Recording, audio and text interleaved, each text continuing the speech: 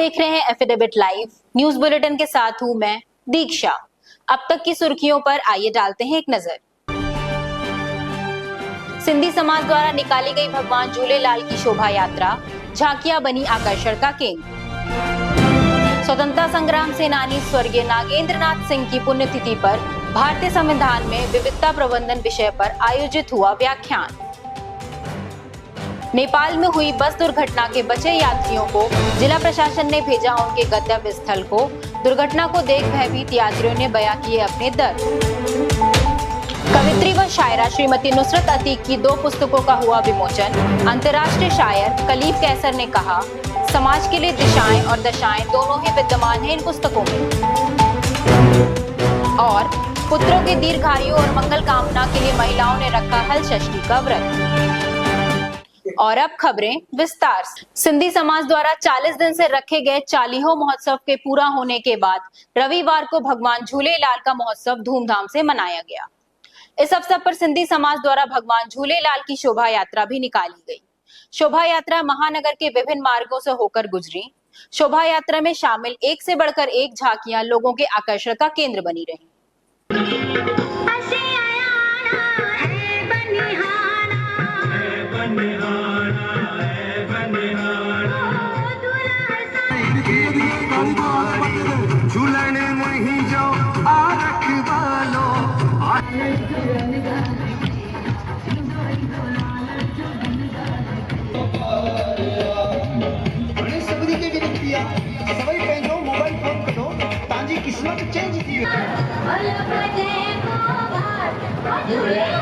ये 70 सालों से परंपरा चली आ रही है और जो जुलूस निकलता है, भव्य जुलूस निकलता है। पहले झूलेलाल की एक झांकी निकलती थी, अब झूलेलाल जी की 7 झांकियां निकलती है। और उसके साथ जो हमारे भारतवर्ष में जो भी घटना घटित होती है उसको हम लोग दर्शाने की कोशिश करते हैं। ये हम लोग गोरखनाथ होके भगवती स्कूल होके जटाशंकर से अलीनगर से बैंक रोड से गोलघर, उसके बाद कचहरी होके हम लोग राजघाट में विसर्जन करने जाते हैं। स्वतंत्रता संग्राम सेनानी व पूर्व विधान परिषद सदस्य नागेंद्र नाथ सिंह एडवोकेट की 12वीं पुण्यतिथि पर नागेंद्र नाथ सिंह स्मृति न्यास द्वारा स्थानीय गोरखपुर क्लब में भारतीय संविधान में विविधता प्रबंधन विषय पर एक व्याख्यान आयोजित किया गया। इस कार्यक्रम के मुख्य अतिथि इलाहाबाद उच्च न्यायालय के माननीय न्यायमूर्ति AR मसूदी मुख्य वक्ता के रूप में चाणक्य राष्ट्र विधि विश्वविद्यालय पटना के कुलपति प्रोफेसर फैजान मुस्तफा उपस्थित थे।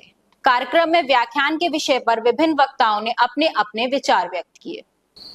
नेपाल में हुए बस दुर्घटना में बचे अन्य बसों के 48 श्रद्धालु देर शाम गोरखपुर पहुंचे। यात्रियों के यहां पहुंचने पर प्रशासन ने उन्हें भोजन आदि उपलब्ध कराया और उन्हें LTT सुपरफास्ट ट्रेन से स्पेशल बोगी लगवाकर महाराष्ट्र रवाना किया।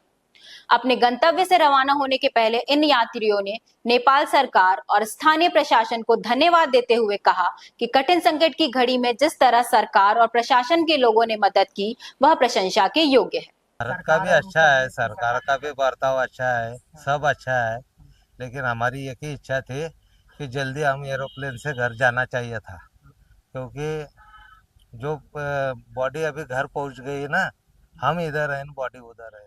हमको पूरी जानकारी लिए कितने मेंबर गए, कितने मिस हुए, कितने इंजोर हुए, वो सब जानकारी करके और हमारे पहुंचाने की भी जिम्मेदारी ली कि तुम अभी यहाँ से एक होटल कर दिया, हमको उधर खाना वाना खिलाया, रात के लिए यहीं पे रुको बोले और दूसरे दिन सुबह 10 बजे तक निकल के गोरखपुर बाउंड्री पे आ जाना है। सब जब भारत में प्रवेश किए तो यहाँ की सरकार, यहाँ के अधिकारी, हाँ, सरकार के आदमी हमको नेपाल बॉर्डर में लेने को आए थे। हाँ, क्या कहेंगे आप सरकार के बारे में? सरकार को दोनों सरकार के प्रशासन ने बहुत सारी मदद किया है, उसके लिए बहुत धन्यवाद। इस संबंध में MLC और भारतीय जनता पार्टी के प्रदेश उपाध्यक्ष धर्मेंद्र कुमार सिंह ने बताया कि यात्रियों को उनके गंतव्य तक पहुंचाने के लिए प्रशासन लगातार सहायता कर रहा है। बहुत ही दुखद घटना है। महाराष्ट्र के श्रद्धालु धार्मिक यात्रा पर थे और एक दुखद घटना घटी है। आज यहाँ जो 48 श्रद्धालु आए हैं उनके लिए उत्तर प्रदेश के मुख्यमंत्री पूज्य योगी आदित्यनाथ जी महाराज ने यहाँ सारी व्यवस्थाएं की हैं। उनको ट्रेन में भी उनके आरक्षण की व्यवस्था, रास्ते में उनके भोजन इत्यादि की व्यवस्था यहाँ पर सब की गई है। एक गहरी संवेदना हम सब की है। हमारे साथ यहाँ शहर के महापौर डॉक्टर मंगलेश श्रीवास्तव जी, गोरखपुर ग्रामीण के विधायक विपिन सिंह जी, हमारे महानगर के अध्यक्ष राजेश जी, हमारे सभी पदाधिकारी आए हैं और सभी लोग बहुत मर्माहत हैं, दुखी हैं। माननीय मुख्यमंत्री जी लगातार अपडेट ले रहे हैं और इन श्रद्धालुओं को कोई कष्ट न हो, उनको समुचित व्यवस्था करके यहाँ से भेजने की व्यवस्था कराई गई है। यात्रियों को भोजन आदि उपलब्ध कराने व उनको ट्रेन से रवाना कराने के बाद एडीएम वित्त विनीत कुमार सिंह ने कहा कि दुर्घटना की सूचना मिलने के तुरंत बाद से ही जिला प्रशासन दुर्घटना में बचे हुए लोगों के संपर्क में आ गया था। जब ये घटना घटी थी उसके बाद से ही हम लोग और हमारे राहत आयुक्त कार्यालय के अधिकारीगण और साथ ही जिला प्रशासन के अधिकारी सभी लोग उनके संपर्क में थे। जैसे ही घटना घटी थी तत्काल महाराजगंज जिले से नौतरवा तहसील के एसडीएम, सीओ और तहसीलदार और एसएचओ सोनौली को तत्काल मौके पर रवाना किया गया ताकि वहाँ पर जाकर इन लोगों को भारत सरकार की तरफ से जो भी सुविधा और सहायता है वो मुहैया करा पाएँ। और लगातार हम लोग नेपाल के जो हमारा राजदूत वाला एम्बेसी है उसके संपर्क में भी थे और लगातार हम लोग महाराष्ट्र सरकार के संपर्क में भी हैं, तो पूरी तरह से इन लोगों को किसी प्रकार की असुविधा ना हो इसको लेकर हम लोग प्रयास कर रहे हैं। पुलिस भर्ती परीक्षा के तीसरे दिन रविवार को परीक्षा महानगर में शांतिपूर्वक संपन्न हो गई। रविवार को पुलिस भर्ती परीक्षा के तीसरे दिन गोरखपुर में दोनों पालियों में बड़ी संख्या में अभ्यर्थी परीक्षा में सम्मिलित हुए। परीक्षा केंद्र से बाहर आने के बाद परीक्षार्थियों ने बताया कि परीक्षा तो ठीक थी लेकिन कुछ सवाल कठिन थे। पेपर ओवरऑल ठीक ही था, कोई दिक्कत नहीं था, बट ये थोड़ा लेंथी था बस। हाँ, बाकी पेपर इजी है, थोड़ा टाइम टेकिंग है, बाकी सही है, कोई दिक्कत नहीं। सर पेपर तो ठीक हुआ, बाकी प्रशासन से तरफ से हमें कोई दिक्कत नहीं आया। सर पिछले बार ये जो तो था ये सब काफ़ी सब कैलकुलेटिव काफ़ी था, लेकिन इस बार काफ़ी इजी रहा, लेकिन थोड़ा टाइम टेकिंग था। और सुरक्षा की किस तरीके से इंतजाम किया बहुत ज़्यादा। कहाँ से आई हैं? भोपाल से। मैम पेपर इस बार का कैसा रहा? अच्छा, पिछली बार की तरह इस बार का पेपर इजी था, कठिन था? अच्छा ही था। समय का कोई अभाव या समय कम रहा या ज्यादा रहा? नहीं, बढ़िया था समय। श्रीमती नुसरत अतीक की 2 पुस्तकों का विमोचन आज स्थानीय एक होटल में किया गया। श्रीमती नुसरत अतीक की हिंदी काव्य जुगनू एवं सितारा और उर्दू काव्य रचना यादों की रेजगारी का विमोचन किया गया। इस अवसर पर प्रख्यात समाज सेवी, चिकित्सक और शायर डॉक्टर अजीज अहमद, वरिष्ठ आईएएस अधिकारी व कवि अखिलेश मिश्र, उत्तराखंड से आए हिंदी के प्रख्यात विद्वान बुद्धिनाथ मिश्र, प्रोफेसर अनिल राय सहित तमाम गणमान्य अतिथि उपस्थित थे। कि अगर शिकायत है खुद हमी से, अगर शिकायत है खुद हमी से, भला नहीं क्यों बता रहे हो।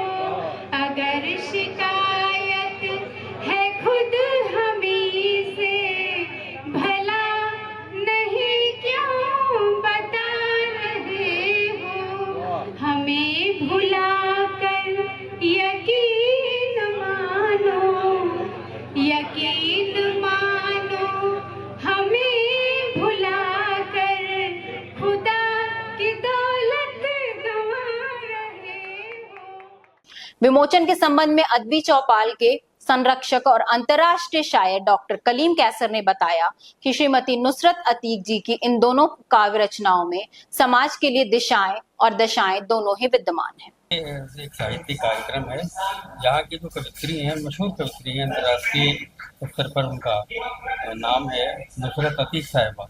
उनकी 2 किताबें हिंदी और उर्दू में प्रकाशित हुई हैं, उसी का विमोचन था। वैसे तो उनकी 6 किताबें कुल हो गई हैं, तो ये दोनों भाषाओं को लेकर लिखी गई जो सामाजिक कृति है, ये आज उसका लोकार्पण हुआ है। और ऐसी कविता का लोकार्पण हुआ है जिसमें समाज के लिए बहुत सी दिशाएं हैं, दशाएं हैं, समाज की मानसिकताएं हैं, उनकी सोच है, तो बहुत सी चीज़ें इसमें आपको देखने को मिलेंगी और जो है आज उसका लोकार्पण हुआ। इसमें डॉक्टर अदीब साहब जो शहर के बहुत बड़े चिकित्सक हैं, उसके बाद उत्तराखंड से हिंदी के बहुत प्रख्यात विद्वान बुद्धिनाथ मिश्र जी और सीनियर आईएएस अधिकारी श्री अखिलेश मिश्र जी जो अच्छे गीतकार भी हैं और मानस पर उनका मानस किंकर कहा जाता है उन्हें, मानस पर बड़ा अच्छा काम है, बहुत अच्छा बोलते हैं।